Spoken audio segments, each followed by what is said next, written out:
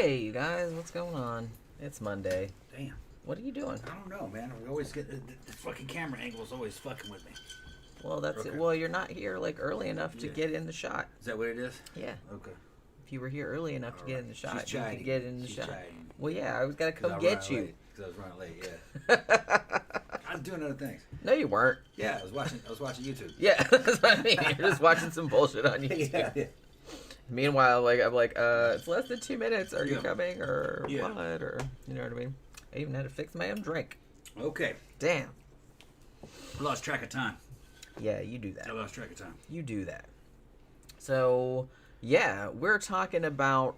Zach says Tom looks farther back today. Y'all look like a Pet Shop Boys music. Yeah. I am farther back. I'm farther West back. There's something about this girls. damn shot. I keep having to come further out this way. I don't really understand. You need like I all used that to be able room to sit back next there. to her. I used to be able to sit next to her and still be in shot. But if I sat next to her right now, I wouldn't be in frame.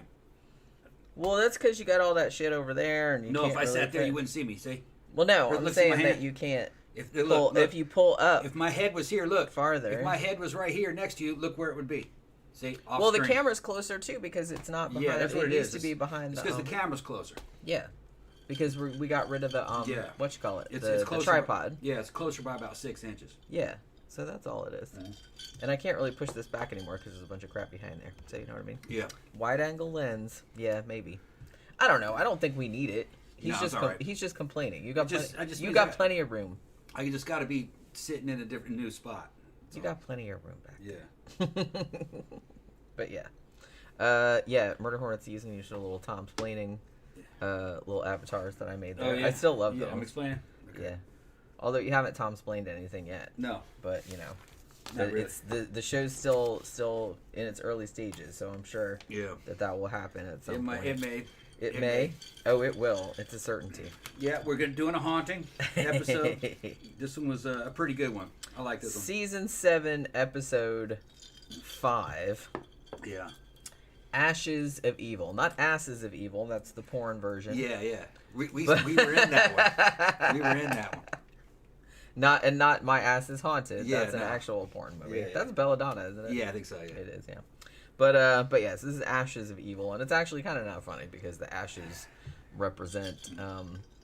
Although the title Ashes of Evil, even though this does kind of have something to do with the shit that happened in the actual story, like there was a fire that killed people, and they thought that was what the who the ghosts were, but they're implying that the people that were killed in the fire were the ones doing the evil, but that's not how it turned out as it happened.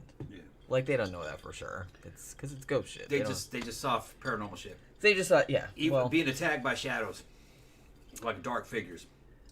Yeah, pretty much. Mm-hmm. Well, and there was other shit too. There was actually like a that. couple things in here that that I thought were actually kind of interesting, which we'll kind of get into in a little bit. But as I mentioned before, as these are going on, like as we get later and later into the seasons of a haunting, like my notes actually get shorter and shorter because so much of the episodes now are recap. Yeah, filler. Like they have to, they do like 4 minutes of story, and then they do like a commercial break, which we don't watch obviously because we have the DVDs. But then when it comes back, then they have to do like a minute or two of recap of shit we just saw. Yeah. Or they recap stuff that happened like at the beginning of the episode. I'm like, so, which in a way kind of makes it easier because I'm like, well, at least I don't have to write it down again because I already wrote it down. But yeah, so, because remember, when we used to do the earlier haunting episodes, sometimes I'd have like 5, 6, 7 pages of notes. Now I have like a page front and back and then a front, and then that's it. You know what I mean? Because that's like all that happened.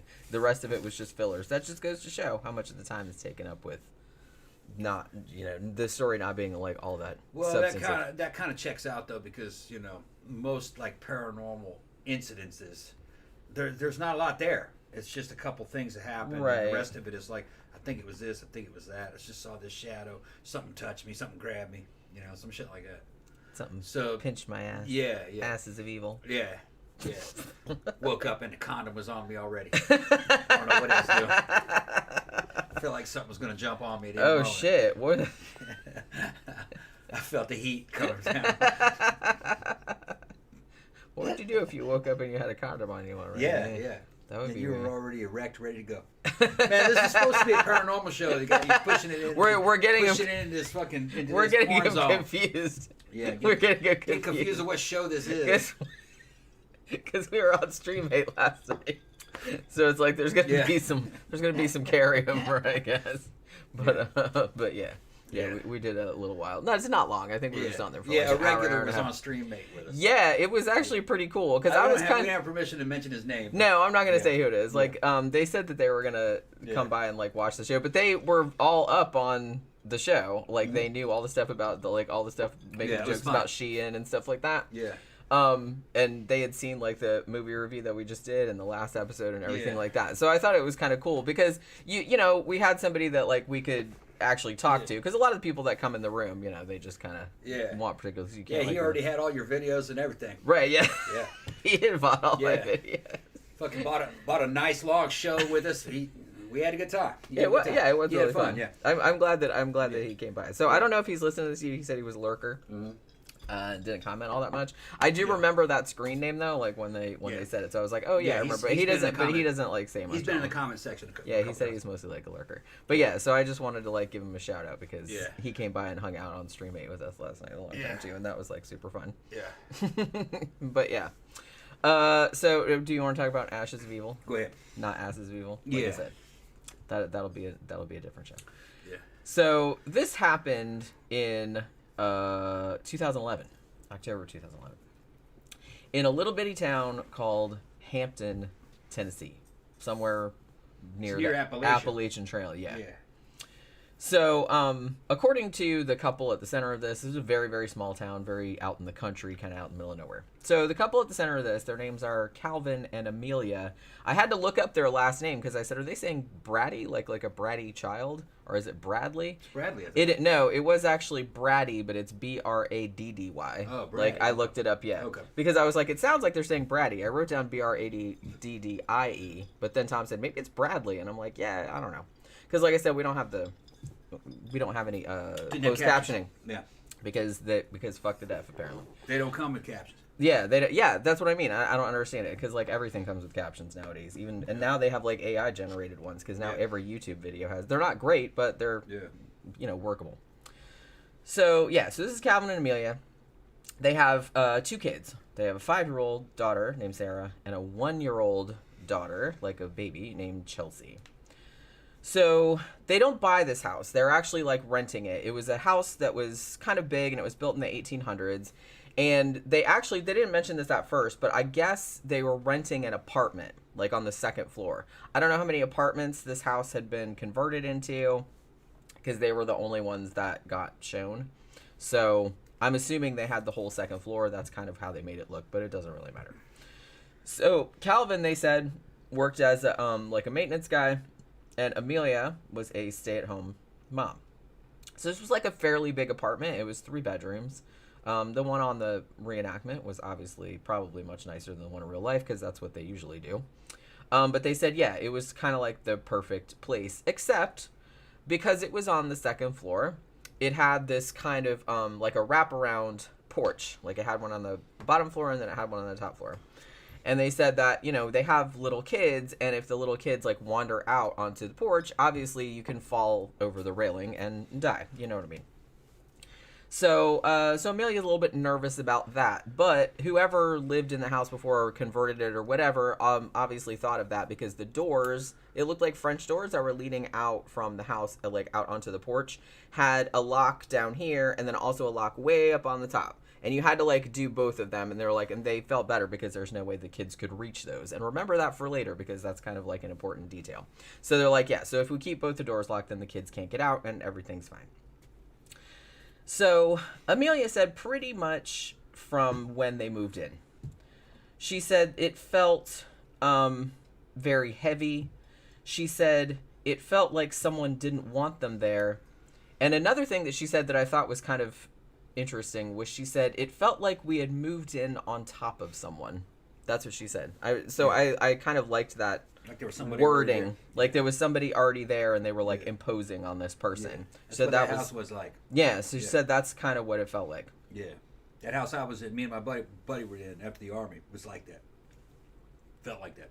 Yeah, like there was already somebody in there, and they didn't want you there. Yeah, right. You know what I mean? Yeah, bad house.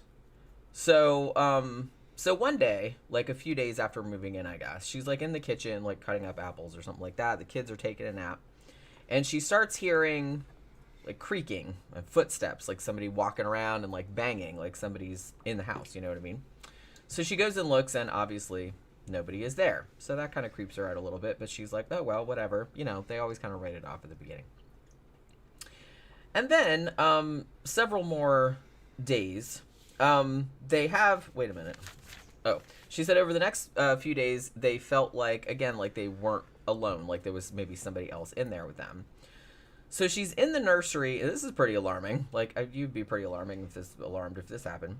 So she's in the nursery, like, putting the baby down. Like I said, she had a 1-year-old. Putting the baby in the crib. And I guess the little girl and the dad were, like, out in the kitchen or whatever. So Amelia's in there putting the baby in the crib, and she said she heard a little child's voice say, Mommy. And then she said she felt a tug, like, on her shirt, like a little kid tugging her shirt.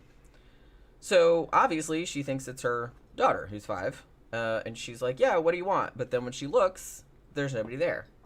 And then when she goes out into the kitchen, like, Sarah has been there with her dad the whole time. So she's like, but I know I heard a little kid's voice say, Mommy, like, a couple of times. And felt something tug on her shirt, like a little kid would do. So that kind of weirds her out a little bit.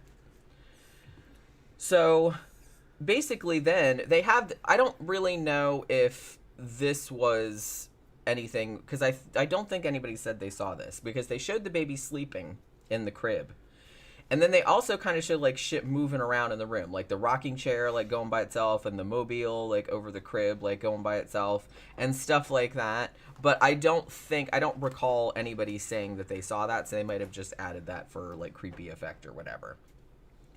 So they're all in the kitchen. And then all of a sudden, like, Sarah, the little girl, like, kind of wanders off down the hall. And she's standing there in the hall looking into the nursery. And Amelia's like, well, where the hell did that kid go? And she runs down the hall, and they see all of this smoke coming out of the nursery. And they're like, holy shit, like, the fucking nursery's on fire, right? And the baby's in there. So at first, because I remembered this episode kind of, but at first I thought, because wasn't there an episode where they thought that like the house was on fire, but then it turned out it wasn't? Yeah. So I think that I confused this with this, because I was thinking, oh, you know, it's not really on fire, even though obviously the little girl saw it and then Amelia saw it. But no, that the room really was on fire. Well, haunting in Florida, Ed kept smelling cigar smoke. Mm-hmm. Maybe that's what you're thinking of. He thought something was burning in there. No, it was definitely another episode where they went in a room and they're like, oh my god, it's on fire, but then like it wasn't. But it wasn't like a huge fire or anything, but Amelia said when they ran down the room, because she obviously like screamed for Calvin, it was like, holy shit, like the nursery's on fire. So they ran down there, and Calvin was actually able to put it out. They called the fire department anyway, just in case. But it turned out that it looked like a space heater, like baseboard heater type thing, that was in the nursery was like torn out of the wall, they said. And there was like sparks and shit coming out of it. And they're like, and there's no way that could have happened, because there's like the only person that had been there was the baby and the 5-year-old. And they're like, there's no way that a 5-year-old could tear a fucking heater out the wall. So that was a little weird. And they were kind of freaking out about that. But like I said, luckily nobody got hurt. They got the fire put out and everything. But then when the fire department shows up, one of the firefighters, she's in the nursery, and they're like, okay, it's all fine, like the fire's out and everything like that. And then she looks kind of troubled.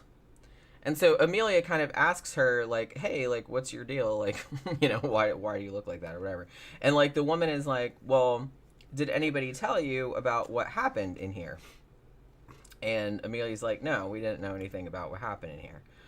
So the firefighter says, oh, about 10 years ago, there was a mom and her 3 kids. She was like a single mom, and they were living in this apartment, and the mom like fell asleep with a cigarette in her hand and caught the apartment on fire, and all of them died. Including, like, they said they found 2 kids dead in the bedroom and one of them like in the closet, and then the mom was obviously dead too, so they all like burned up. So you know, as you can imagine, it's a little bit of an upsetting thing to hear about the house that you're living in, and especially like in the room that your baby is sleeping in. So Amelia said, yeah, she was really, really bothered by it, and she really didn't feel right about it because it just felt really creepy and weird. A few days after that, she passes by Sarah's room and notices that Sarah is talking to somebody, as though she's talking to somebody like across from her, like in the room. And she's like, and at first, like, it happened more than once, and she wasn't like super concerned about it because, you know, she's 5, you know, they have imaginary friends and shit like that. But she's like, so she's listening to this kid talking, and at first it seems like fine, like, hey, I have a doll, you want to play with it, and blah, blah, blah. But then, like, after a few minutes, the kid starts getting upset, like she's arguing with the other person. And basically says, tells this imaginary friend to go away. And then she looks up at her mom, who's like standing in the doorway, and she's like, tell the kids to leave me alone. And mom's like, what kids are you talking about? And then Sarah says, like, one of the creepiest things ever, like, that a kid could say to you, the kids that come out of the closet. Yeah. I'm like, you would shit your pants if your fucking kids that. Kids say creepy shit like that all the time, though. The kids that came out of the closet, tell them to leave me alone. Yeah. But, yeah. You never know what happened. Little kids coming out of the closet. It's like Narnia. And then you go back in.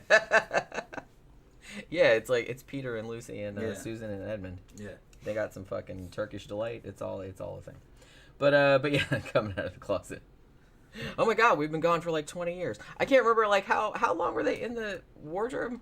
I don't know. In Lion, the Witch, and the Wardrobe, in the first one? Since I was a little kid. It was a long time, because they grew up.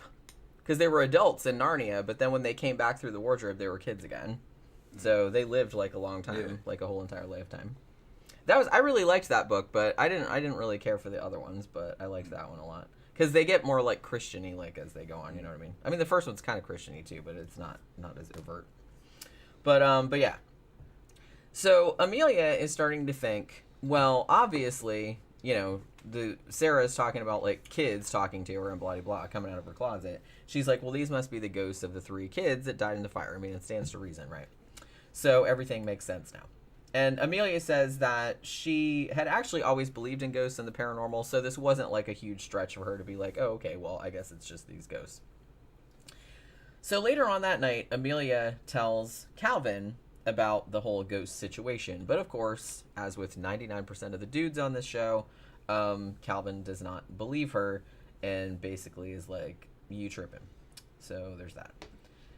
Then the next day, I will say that Calvin's disbelief lasts much less long than most of the dudes' disbelief out here does. Because literally, like, a scene or two later, like, Calvin comes home from work, and Amelia and the kids aren't home. Like, she went to the grocery store or some shit like that.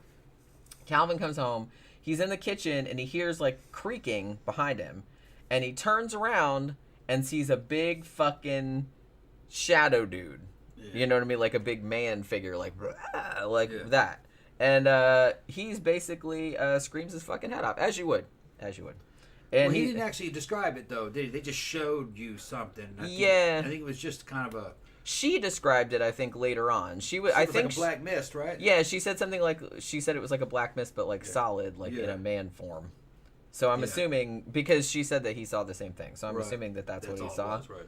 Like, they might have made it look a lot scarier than it was in real life. Because, you know, the one on the show, like in the reenactment, it was just like growing really, really big, like... Blah, and it was like towering over the dude. Yeah, well, it wouldn't be impressive if it was just something standing there. Yeah, I mean, it'd still be scary, but you'd be like... Yeah, okay. Yeah, it's got to be. You know what I mean? It's got to be, you know, if it's on screen, it's got to be something real menacing, so they're going to add to it. Yeah. So you always got to be careful when you watch these haunting episodes. They add to the testimony. Yeah. They embellish it. Right. But like I said, they're trying to make an entertaining show, though. Yeah. I mean, if it was boring, people would bitch about that. So I'm not gonna like. Yeah. Because all of this could be made up for all I know. Could be. Yeah. So I'm just saying. So yeah, so he sees this big fucking shadow figure, screams his fucking hat off, and he's like cowering under it, but then it just like disappears. So as I mentioned, so now Calvin's like, well, I'll be damned. I guess the paranormal exists after all.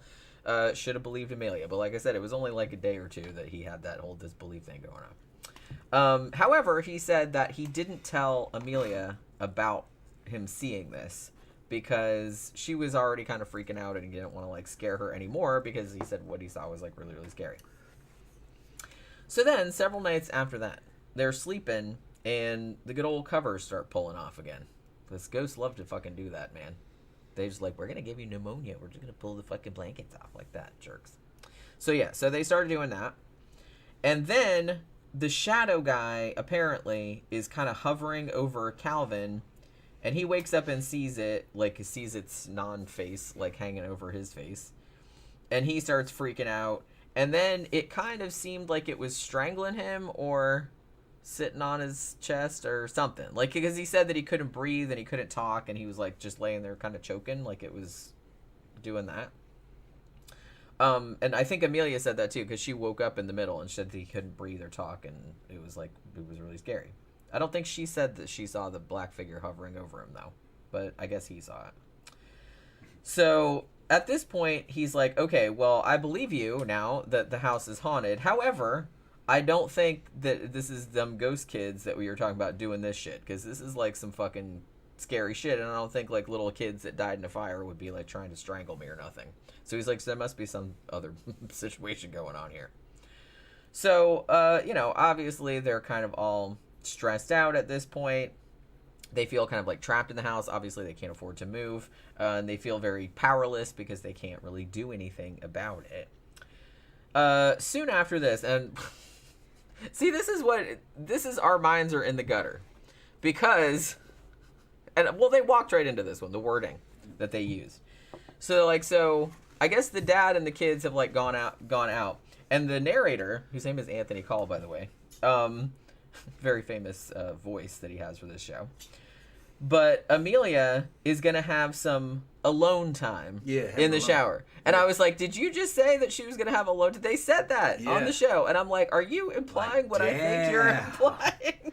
She's breaking toys in there and everything. I'm like, leave the woman alone. Everybody needs some alone time. Yeah. That's what he said. Yeah. And I was like, damn. There's some money to be made here. Better bring your phone with you. That's what I mean. Yeah. I'm like, did they really have to word it that way? Because it sounded so yeah, we were both just like, what? Well, that's usually what that means. That's usually like a euphemism. Oh, I need some alone time. You know what I mean? That's probably usually what they were talking about. Well, that's what I mean. And it's just like, I don't know if like maybe she said that. Maybe she told him, yeah, I was gonna go in there and rub one out, and the fucking ghost came after me. He says, we're just gonna call that alone time. Yeah, okay, you can say that. I mean, I'm pretty sure that everybody knows what that euphemism means. So it's like, I just thought it was... walking in there with a towel and shit. That's what I mean. Even the way that they shot it, kind of implied that she's gonna be like, oh, you know, yeah. Got to get away from these kids. Right. I'm gonna love me for a little while. You're right. So I don't know. I just thought that was like really funny. Hubby's away. Yeah. Everybody was at the house, so she's gonna go take a shower, and I'm surprised they didn't have like it was setting up like candles and like rose petals in the tub and shit like that. That would have been even more overt. She's in the tub, their feet up on a wall. A little glass of wine there, you know. Right, she got all the fucking shit. Got some erotica, like a waterproof erotica book and shit. Something like that. I'm just like, I'm not laughing at her. I'm laughing at the wording that they used, because I was like, I hope that they meant to apply that, because that's definitely what they implied. Yeah. So she goes to take a shower and have some alone time. And so here's another thing that bothers me a lot about, and I get that if you're home by yourself, you might not necessarily, for example, like close and lock the bathroom door, like when you're going to the bathroom or taking a shower or whatever.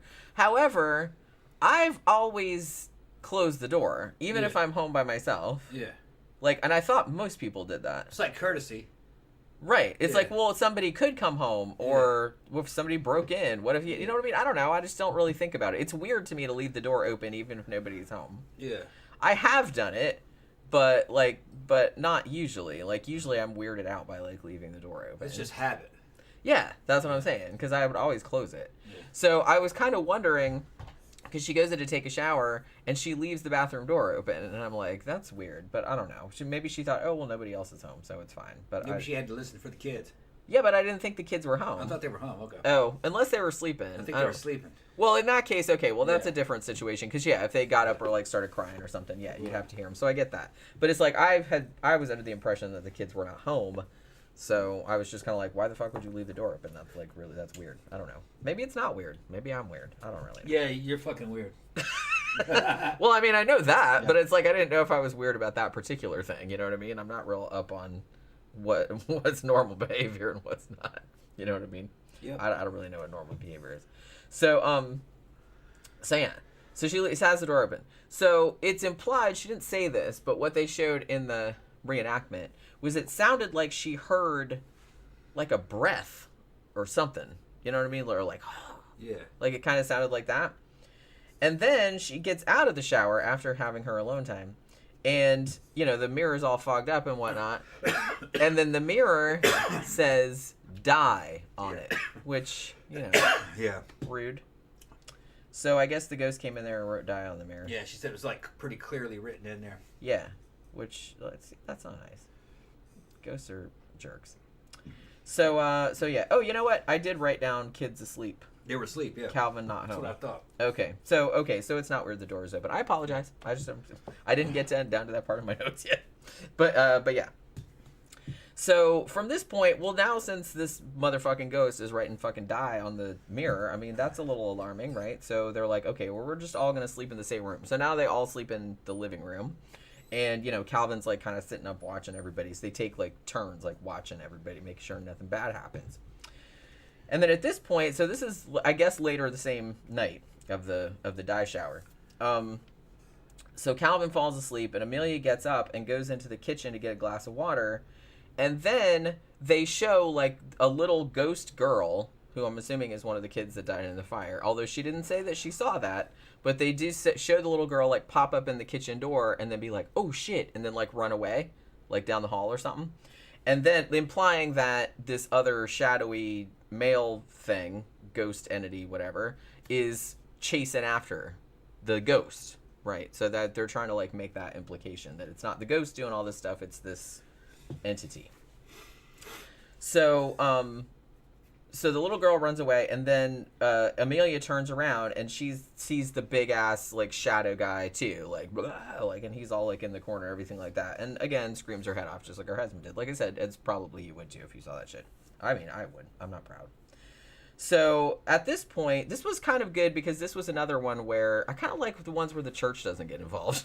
Yeah. I guess because there's so many of those and it gets like really samey, and it's just like there's only so many times you can watch a priest come over and do the exorcism and all that kind of crap.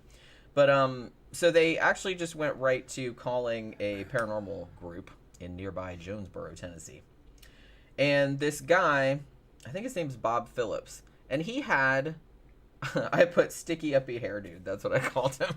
Like before they said what his name was. Because remember how his hair was like regular hair, but then there was like a little bit in the middle that was just sticking straight up.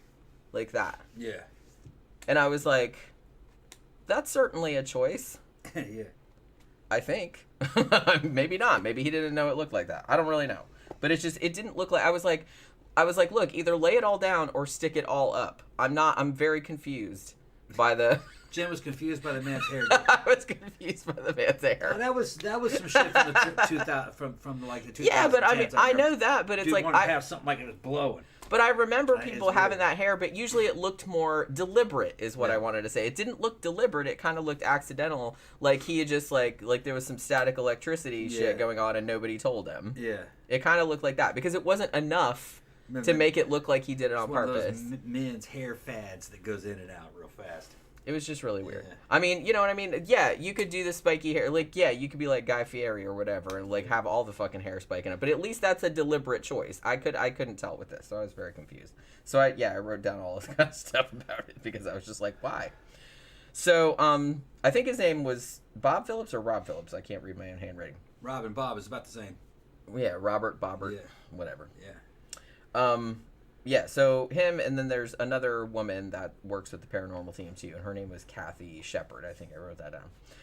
So they come later with their whole team or whatever. Now, Kathy tells them that not only did this mom and 3 kids die in this fire like 10 years ago, but there was like bad shit happening in this house even way before that, because this house is really old. So they said like even in the 1920s, this house was a halfway house for male prisoners, and there was allegedly a whole bunch of criminal activity going on, like especially like during Prohibition and stuff like that. And they also said that a dude, at least one dude, had been shot and killed at the house too. So, you know, that they're like, okay, so we might have more spirits going on here or whatever. So the investigators are trying to make contact with whoever these spirits are with the EVP shit. Now, the team said that, yeah, definitely the mom and the 3 kids are in here because they got all of these several voices on their EVP recordings, even though notably, well, I mean, they never play the recordings, but they also didn't say what any of the voices said. They just said, oh yeah, we got several voices on the EVP recordings, and then that was kind of the end of it. They just, shoop, moved on. So I imagine probably they weren't that impressive, because I feel like if they were impressive, they would have said what they said, and they didn't. So while they're going around doing their investigation, Amelia's in the kitchen, and she apparently gets attacked. Like, she suddenly goes, oh shit, you know what I mean, and like fucking get keeled over. She didn't keel over, but you know what I mean. She kind of hunches over.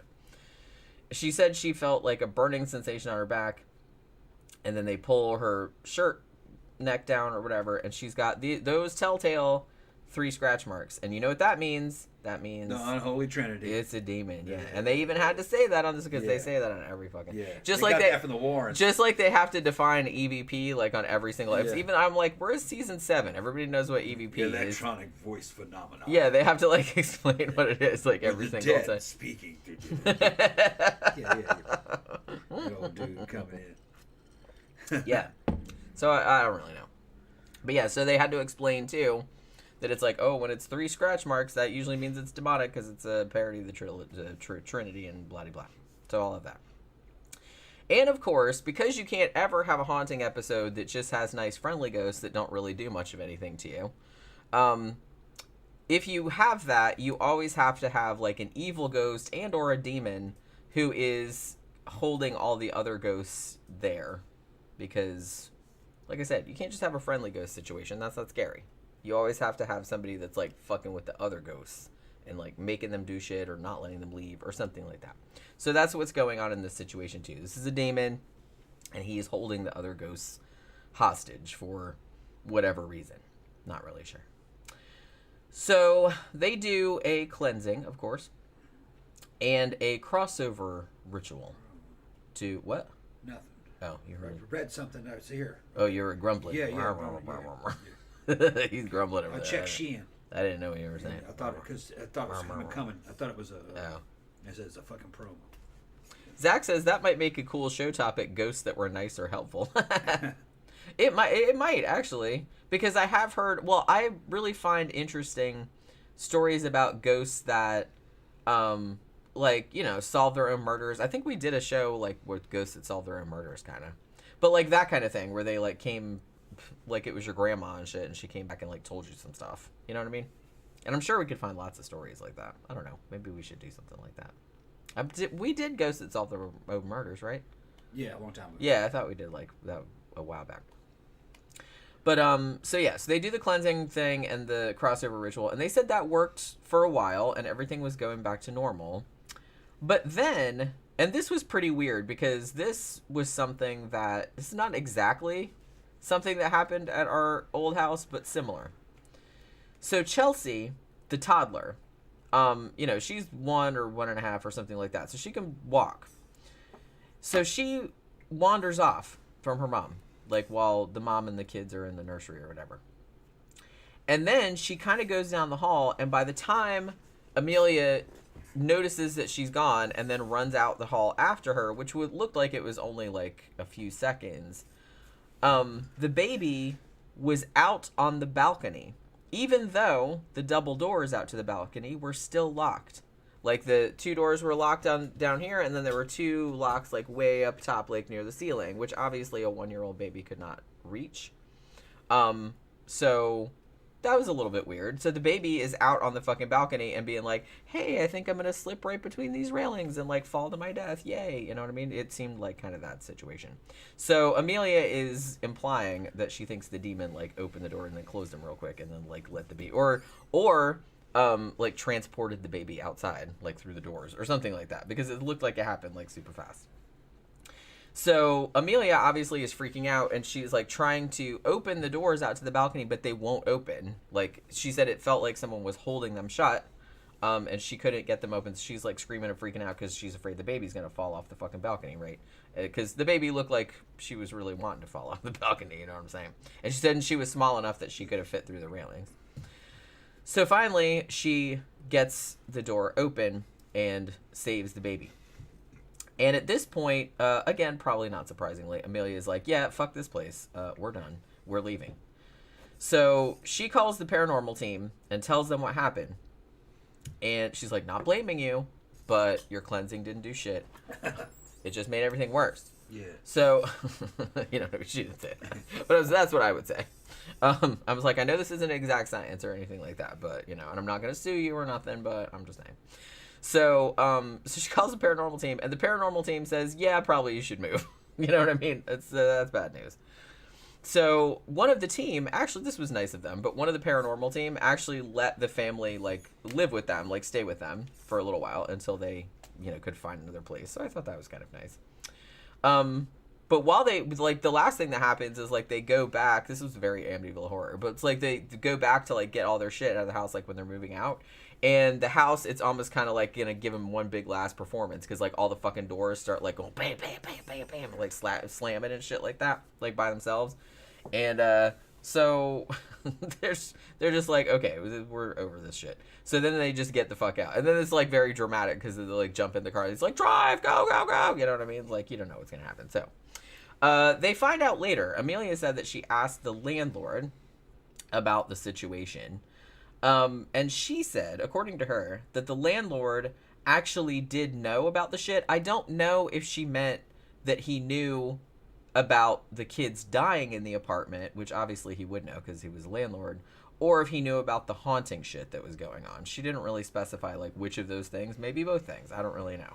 But she said that he knew about the stuff, but then he just kind of, when she complained, she said that he just kind of laughed at her and said, well, I don't have to tell you any of this stuff because you're not buying the place. You're just renting it. So she was like, well, gee, thanks, douche. But yeah, you know, she didn't say that. I said that. But yeah, so I don't know if he knew that it was haunted or whatever. So they basically moved to another town, like the next town over or something like that. And they said, and they pretty much never came back to the old town. And they don't even ever drive past that house because it freaks them out too bad. And also says Amelia is still afraid of the dark. And that was about where she's sleeping with all the lights on, which I can't sleep with the lights on. I'd have to like put a mask over my face and shit like that. I thought it was a very basic story. It was, yeah. Which, because it wasn't really highly embellished, makes me think there might have been something to it. I think they believed it. I don't know I don't know exactly what happened. It wasn't there. Just an interesting story. You know, they just saw a few apparitions. It pulled on the doors. It fucked with them a couple times while they were sleeping. Didn't it almost try to suffocate? Yeah. What's his name? Calvin. Yeah. He said he felt like it was suffocating him, and it spooked him, and they couldn't get it out of the house they left. You know, pretty common story. I mean, the weirdest thing to me, like I said, was the thing where the baby somehow got onto the balcony. Yeah. Because that reminded me of the shit that happened at our old house, where I got up to go to work in the morning, and I went out in the front room, and the doors, the double doors to the back patio, were wide open. So is that, you woke me up? Is that why I found it too? I found it also. I went up there and looked at it. No, I went and woke you up. Well, because because you were still asleep. I was still asleep. I was getting up to go to work. Right. Okay. So it was only like 7 something in the morning. Yeah. And I walked out to go out the front door, and I was like, what the fuck? Like the back, there were double doors that went back, and it was like right across from the front doors. I remember that.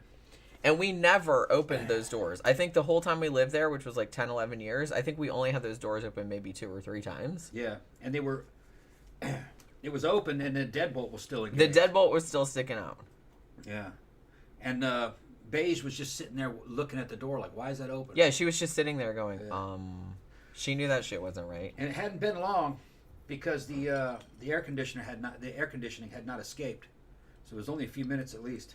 It was still nice and cool in there. Yeah, it was just, I don't know when it opened. It might have not have been summer though, huh? I don't remember what time of year it was. Might have been more like fall. Yeah, I can't remember what time of year it was. I remember it was kind of windy. Yeah. But that was the weirdest. And that was the only time that happened with those doors. Yeah. But they were just wide open. Weird. That was during the time when a bunch of weird stuff was happening. Yeah. Just I found them like that in the morning. And like I said, we never opened those doors. And the deadbolt was still in. Yeah. So it's like, I don't know how that could have happened. And it was weird to me, too, that, like, Beijing seemed to know that something wasn't right about it. Because normally, if you open the door, she'd be like, ooh, I can go outside. You know what I mean? But she didn't. She was just sitting there, like, looking at it. Like, that ain't right. I don't like it. Yeah. You know what I mean? Like, she didn't go anywhere. And then she kind of turned around and looked at me, and I was like, yeah, I don't know what the fuck's going on either. I don't know what to tell you. Yeah, she didn't know I was open. Yeah. So, yeah, that was, like, really creepy. I think that creeped me out more than anything. Yeah. I don't know why. Because it was, I guess because I really couldn't figure out how that could have happened on its own. Yeah.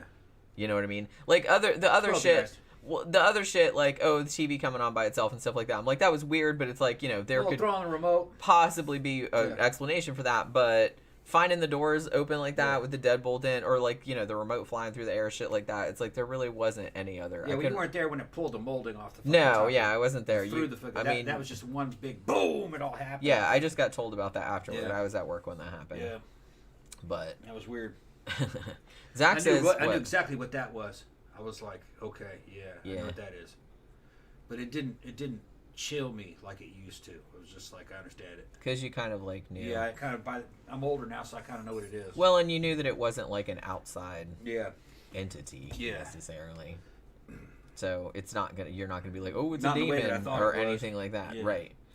Zach says, not gonna lie, I'm the type to be ass naked when home alone. I just make sure to have a robe at hand.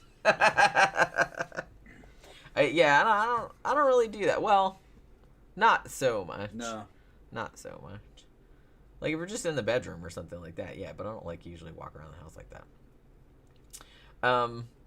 Let me see. Oh, Zach says that reminds me of the time I legit got my head stuck in a railing as a little one. I think that happens to a lot of kids because you know kids are like, hey, look, I can fit my head through here, and then they're like, oh shit, I can't get it back out. That was in something I just watched recently. Oh, it was that adaptation of that Stephen King thing, Storm of the Century. I don't remember. That had like a whole plot. Well, I did a thing for it for my other channel, and I just watched it not too long ago, and that had a whole thing where a girl got her head stuck in the fucking. I don't think I ever did, but there was something it's reminded me of something where a kid fell off a house and then hit the damn fence, and the fence was a bunch of spikes, and it went through him, and he was hanging on it. Remember that? And they had to cut it to get him off. Yeah, that's happened more than once. Yeah. It went through his head. I remember. He was alive. Yeah, I remember one guy. I don't know if it was a kid, but maybe it was a teenager. Yeah, it was like a teenager, yeah. And I thought he was climbing over a fence, like, into a pool area or something. Yeah, something like that. And then, like, slipped. And then he impaled himself. He lived. He lived, yeah. But he was hanging to that thing for a fucking long time. Yikes. Calling people, help me. Oh, my God. Yeah. That's almost as bad as that fucking story that you told about that guy in the army. Oh, yeah, Galarza. Galarza. About the guy that got fucking impaled. Yeah. Like, almost through his asshole. Yeah, through a ground guide rod on the end of a fucking Humvee. That just makes me I already told that story, though. I know, but I'm just saying that makes me cringe, like, every time I think of it. That's, like, fucking horrible. Yeah, he came back from the hospital fine and dandy. I survived, man. Roma took my virginity, but I'm alive. Like I said, at least he had a fucking sense of humor about it. It didn't go in his ass. I guess she got to. It didn't go in his ass, though. No, I know, but it was beside it. It was beside his ass. Went all the way up into his lung. Fucking piece of wrought iron. Wrought iron fucking rebar. No, thank you. Yeah. Well, that kind of reminds me of, and this is several years ago. You know, I'm always like really weirded out by and grossed out by like beheading. So there was this photo that was making the rounds many years ago of a dude's head just like kind of impaled like on the top of a spiky fence, right? And it was just like the head there. And for a long time, like, people thought it was fake, but it turned out that the story behind it was absolutely real. The story behind it was that the guy, I guess he'd done like a robbery or something like that, and he was running away from the cops, and he was running away like across the rooftops, and he either jumped or fell off a roof, and he landed on this fence, like, and it pulled his body like off, so it just left his head hanging there and like his body down like that. Damn. And I was where'd like, you see the picture? it was just going around the internet like years and years ago. All right. Because I was like, I saw it and I was just like, fuck. And I was like, I thought it was fake, but apparently it's not. I remember when I was a little kid out in Carson, California, when I went to Dominguez Elementary School, there was a little library just up the block, and they would take us like on a field trips to go walk up to the library. It was back like in the 3rd grade. And we would look at, me and all the other little boys that go look, we would go get the damn National reference Geographic? books. No, reference books. Oh. They had all the war stuff in it. Oh, okay. I thought you were going to go look at And there was a big old reference book on World War II. And we were just fascinated on this one section of the war in the Pacific. And it was like photographs from fucking Peleliu, the island of Peleliu and stuff, where they had fucking cut off those Japanese dudes' heads and had them on the fucking ends of the tanks, and guys were walking around. Oh, yeah, I've seen some there of was those a big, photos, yeah, that fucking untold fucking bizarre shit happened out there. They went crazy and they were headhunting. Both sides were. Fucking in some of the shit, where guys were pinned down by sniper fire in these stupid ass valleys, and they'd be there for a week surrounded by rotten bodies, of dead enemy. And they were putting their heads up and shit, and they were going crazy out there. Clearly. Dudes walking around fucking carrying heads. And it started off because they found some dude that had been like, they found a dude, an American dude who had been tied to some bamboo poles and been emasculated and tortured to death, and that set all that off. And they had orders to destroy the Japanese force on that island, and there was no way to take any of them prisoner because you had to bring them on the boat. You couldn't bring them on the boat. You had to continue up those islands. So basically, it was just they would take no prisoners, either side. You couldn't be captured. They'd kill you. It was just savage. And strangely enough, Ed Wood was in that. That's right. And Ed Wood was wearing women's underwear during that. Or so he says. So he says. I don't know if it's true. So he was wearing bra and panties underneath his uniform. Underneath his uniform. That's he what was he's scared. that's He didn't care about getting killed. He was scared of getting wounded because he couldn't explain it. Well, I mean, you can explain it. It's just I don't know if anybody would. Keeps me calm. Back then would have. No, they wouldn't fucking understood what the fuck. Understood the explanation. Yeah. Like now, I'd be like, all right, whatever, you do you. But sure, they're comfy. Maelstrom says, I hope when I die, it's in a way that my picture isn't spread around. Yeah, I think that's kind of what we would all want. Thank you very much, Maelstrom. Thanks, I made it, he says. Good. I made it. I'm glad you made it. I'm glad you made it. But yeah, I know, it's like... You're just showing up now. You want to watch the beginning of the show. Yeah, because we were kind of like... already. We mentioned some stuff. Yeah. Zach says, I still haven't recovered from the medical show I saw as a kid of the guy who got a branch up his ass when he fell out of a tree. I mean... That's in the one that I know we make a lot of jokes about, people coming in the emergency room with stuff up their ass. Yeah. And like all the funny stories they tell about how it got there. But that is one thing where it's like legitimately I would not laugh at that because that There used to be a site back in the early internet, back in the proto internet, back when it was the Wild West. It was called Gore Gallery, goregallery.com. It probably doesn't exist anymore, and it was just a dump site for a whole bunch of just disgusting photographs. Yeah, because people want to see that. Yes, it had Jeffrey Dahmer's pictures in there. It had a bunch of old murder scenes, crime scene photographs, and shit. What was it you said you saw? Because it reminded me of something I saw on Gore Gallery. What, the head on the No. The head on the fence? No, there was something I saw something on Gore Gallery that was relevant, and I forgot what it was. I went off into the Gore Gallery world, trying to remember what was there. Tree branch up the ass? No. No. Oh, okay, remember, up the ass.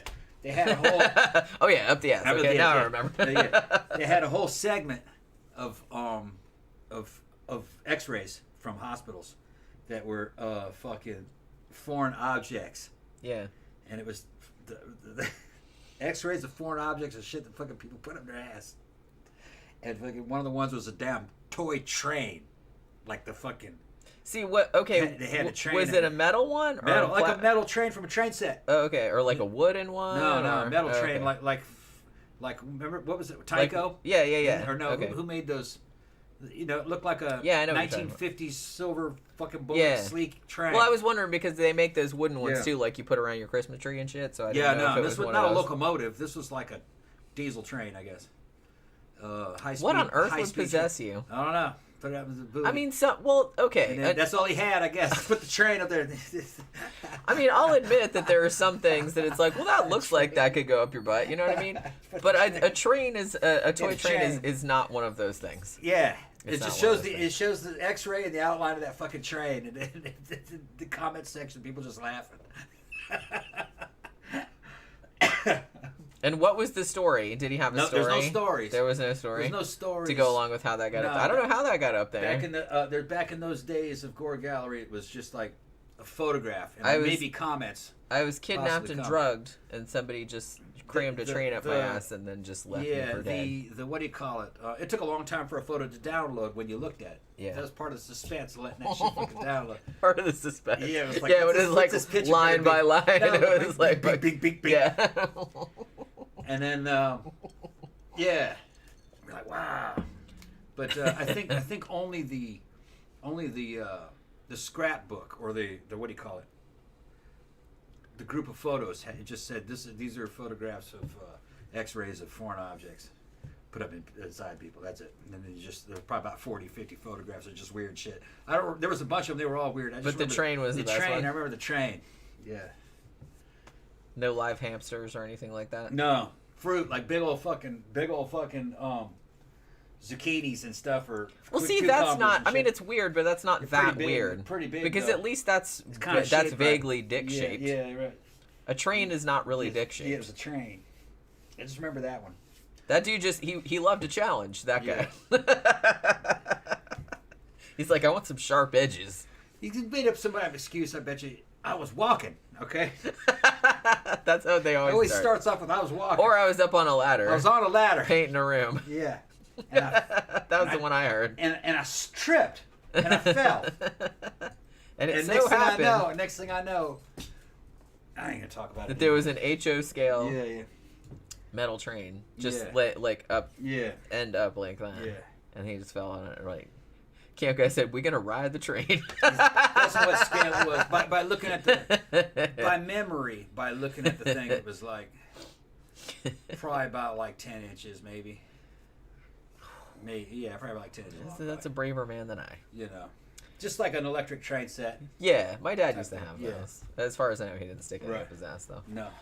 John, I don't know, but John Gora said he was working on his train set and accidentally hit the power, and maybe he was like leaning over it. It was just. I was building a new fucking train station. I was laying on the track. I was pretending that I was a tunnel. Yeah, I was looking. I had my hand inside the tunnel, and the train was coming, and I forgot, and it punched right through my jeans.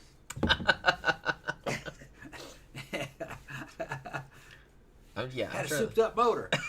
That was a powerful train. I'm just like, just went right up there. Oh my god. Then I just had, so I had like a really funny mental image of like a dude, like a naked dude, like laying on a table with all the with the outside of his ass like painted to look like a train tunnel. Oh, I remember another one from Gore Gallery. The shampoo bottle. Yeah, like I said, that's also not weird because I mean, like I said, it's weird, but it's not that weird because it's at least sort of that shape. But back in the 90s, and they're handy. Like when you're in the shower, you're just like, I wonder. Back in the 90s, back in the late 90s when the internet was kind of new and you were fucking in your 20s still, you're like, no, that didn't happen. It happened. You know, you're kind of naive. Right. Man, you were impressed by everything. People put all kinds of stuff up there. Yeah. I told you my sister used to do billing for a GI clinic, and she's like, people put all kind of alarming things up their butts. Yeah, it's crazy, and she has to like code like the shit. There's like, a code for it. Foreign object up at foreign object up ass. She's like, oh, what was it? Oh, well, okay. Zach says, oh, the train was coming, all right. Yeah, I guess so. Holy shit. Was that? How does this always happen? We're talking about ghosts, and then all of a sudden we're talking about somebody sticking a train up their ass. Now we're talking about trains and talking, and then gays wanted to come in here with all this anal train shit. It reminded me of some other things that were fucking on the internet one time. There was a whole, like little site where where people were kind of like goofing on people's dating apps. No, they weren't apps back then. They were ads. Dating profiles. Dating profiles that they had back then. And one of them was kind of funny. It was just this heavyweight bear type dude dressed up in a conductor's uniform with his big train set, looking for another guy just like him. Aw. Yeah, but it was just funny, like when he's talking about, he's going to be the conductor and a choo-choo. He's using all this fucking euphemisms for, fucking. It's fucking funny. But I remember that one was in there. Did he use the phrase "running a train" at any just point? Anything. It was kinky. It was kinky. But you looked at the dude and you wouldn't like suspect it. He was not stereotypically gay. That's what I was thinking of, especially back in the days. You know what I mean? He just looked like some dude. I wonder if he ever found his little I don't know. soulmate. He was looking for another dude I who's hope big he into did. trains. I yeah. hope he found somebody that was into the exact same shit, and they were just like super. This happy big old together. train set. He was They probably just had about a big 50 then. Train set. They were set. Maybe one of them was Yeah. the guy that had the train stuck up his ass. They He's were like probably- they were experimenting. Choo choo choo. Yeah. Open up! Here comes the choo choo. Except I haven't seen that. instead of in your mouth. I haven't it's seen in that your hobby in butt. a long time. That's the old school hobby, building those fucking train sets. Like in it's little my dad. towns My and dad shit. used to do that. He Yeah. had a whole like in the garage. He had like Yeah. this whole like thing where he Yeah. built all the. And there used It to took be up so much space. It did, yeah. It took up like most of the garage. It was cool though. I Yeah. did like to go in there and look at it. But he in Daytona where I grew up, there used to be a big toy store. It was like 2 stories, and it was called Dunn Toys. And the upper floor was all train stuff. So it had like so every now and then like we'd go there and like buy little trees and little post offices and shit like that, and we like put them all in the fucking. It was pretty cool actually. Yeah. But yeah, so I don't know whatever happened to that. Ben said, have you ever heard that Derek and Clive skit where the guy is masturbating with his train set and his mother busts him? I have not, actually. No. Zach said, I found a legit cute Grindr profile once of a guy who said he made too many cookies and invited people over to eat them with him. That's so wholesome. I love it. Were they, well, wait a minute, though. Like, were they poisoned? Probably. I'm cynical. I'm just always kind of like, if somebody says that, oh my god, I made so many cookies, somebody come over and help me eat these, I'm like, they're either edibles or they have fucking arsenic in them or some shit like that. I'm not going over there and eating the cookies. Tom made cookies again today. Yeah, burned them. Again. I can't understand. God damn it! I fucking lowered the temperature down to 350 and only cooked it for 10 minutes, and they were perfectly gooey on the top, and they're still burned on the bottom. But I tell you what, I ate one and it's still delicious. Peanut butter cookies. The oatmeal didn't do that. I don't know what Maybe it is. there's something about peanut butter something that about makes peanut it butter burn quicker. on that type of But the cookie top sheet. doesn't burn. No. Just the bottom. Yeah. Now you can put. What I did is I took them. I took a. You can take them and go over to the sink and get a steak knife and just scrape some of the burnt like you would toast. It just comes right off. Well, yeah. So I can eat them anyway. Pissed me off though. They're still good though. Burned them twice in a row. Don't worry about it. I'm gonna fucking change the temperature again. I'm gonna go down. I'm gonna go to like 325 and then only cook them for like 7 minutes or 8 minutes. See what happens. I wonder if a different cookie sheet. Yeah, I think it has to do with that better. cookie sheet. It might be. Yeah. It might be that cookie sheet is not. Right. Because it seems like it's not cooking them evenly, and I'm not really sure why that is. So it's scorching them. Yeah, but just on the bottom. Just on the bottom. It's a real like thin. the top looks perfect. Yeah, it's a real thin scorched area on the bottom. I don't know if you can't understand it. It's weird. Zach says, there are legit some foods that are really good when slightly burnt, and I have no idea why. Yeah. Well, I mean, isn't there that whole burnt tips thing? Yeah. The meat, you know what I mean? Are you getting yeah, I'm getting antsy. antsy? Yeah. I can tell. He's over there going, Yeah. you know what I mean? I'm talking too much about food now. Talking too much about food, you getting hungry? All right, so I guess we'll wrap it up since we're done talking about the haunting episode anyways.